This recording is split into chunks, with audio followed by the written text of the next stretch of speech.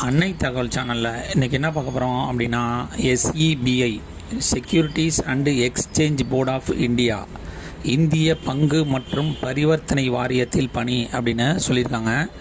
Employment type என்ன அப்படின்னா regular basis. மொத்தம் எத்தனை போஸ்டிங் கால்ஃபர் பண்ணியிருக்காங்க அப்படின்னா 110 போஸ்டிங்க்கு கால்ஃபர் பண்ணியிருக்காங்க.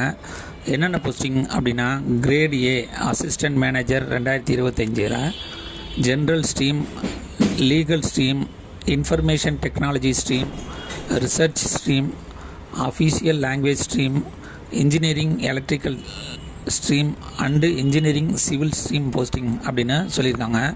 பிளேஸ் ஆஃப் போஸ்டிங் எங்கே அப்படின்னா all over India. First officer grade A assistant manager general 56 போஸ்டிங்க்கு கால்ஃபர் பண்ணியிருக்காங்க.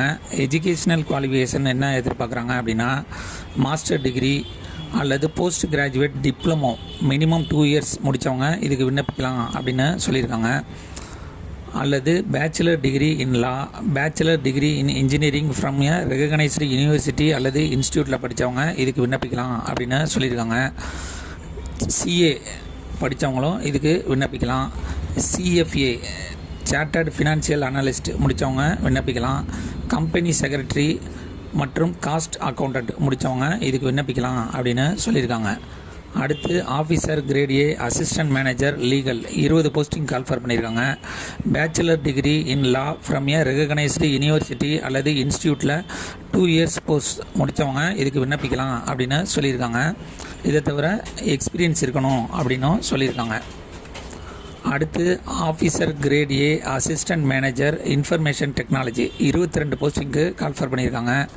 Bachelor degree in engineering in any branch முடித்தவங்க இதுக்கு விண்ணப்பிக்கலாம் அப்படின்னு சொல்லியிருக்காங்க.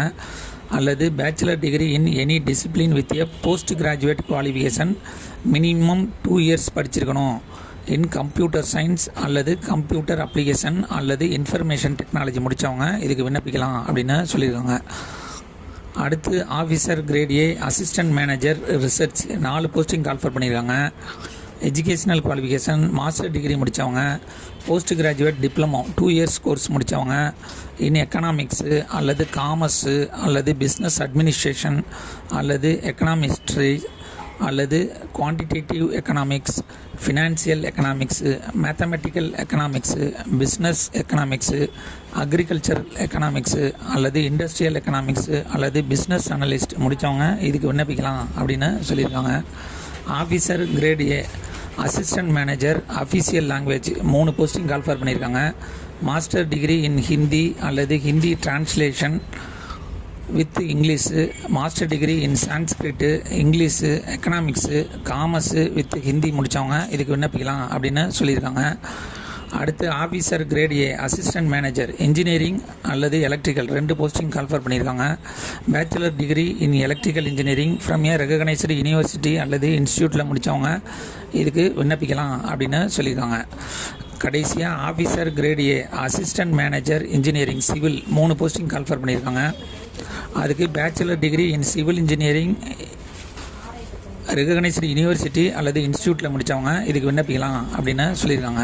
வயது வரம்பு அதிகபட்சம் 30 வயசு இருக்கிறவங்க வரலாம் இதுக்கு விண்ணப்பிக்கலாம் அப்படின்னு சொல்லியிருக்காங்க. 30/9/2025 அன்னைக்கு 30 வயசுக்கு மேலே இருக்கக்கூடாது அப்படின்னு சொல்லியிருக்காங்க. அதே மாதிரி அக்டோபர் 1, 1995க்கு முன்னாடி பிறந்திருக்கக்கூடாது அப்படின்னு சொல்லியிருக்காங்க. ஏஜ் ரிலாக்ஸேஷன் யார் யாருக்கெல்லாம் கொடுத்துருக்காங்க அப்படின்னா எஸ்சி/எஸ்டி கேண்டிடேட்டாக இருந்தாங்க அப்படின்னா 5 இயர்ஸ் ஏஜ் ரிலாக்ஸேஷன் கொடுத்துருக்காங்க. ஓபிசி கேண்டிடேட்டாக இருந்தாங்க அப்படின்னா அவங்களுக்கு 3 இயர்ஸ் ஏஜ் ரிலாக்ஸேஷன் கொடுத்துருக்காங்க. இதுவே ஃபிசிக்கலி சேலஞ்சு கேண்டிடேட் ஜென்ரல் மற்றும் எக்கனாமிக்கலி வீக்கர் செக்ஷனாக இருந்தாங்க அப்படின்னா 10 வருஷம் ஏஜ் ரிலாக்ஸேஷன்.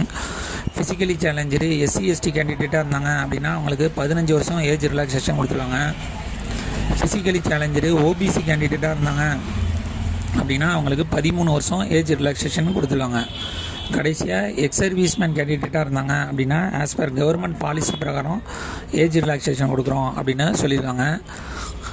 சேலரி எவ்வளோ கொடுத்துருக்காங்க அப்படின்னா 62,500லேருந்து 1,26,100 வரலும் கொடுக்குறோம் அப்படின்னு சொல்லியிருக்காங்க.